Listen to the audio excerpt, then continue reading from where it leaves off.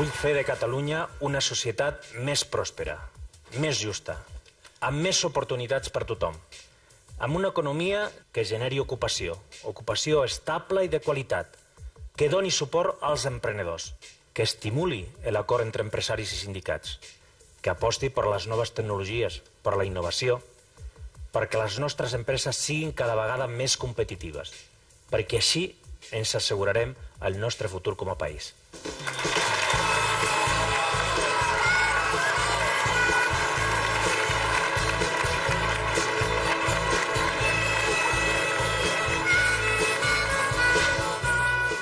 Montilla, president.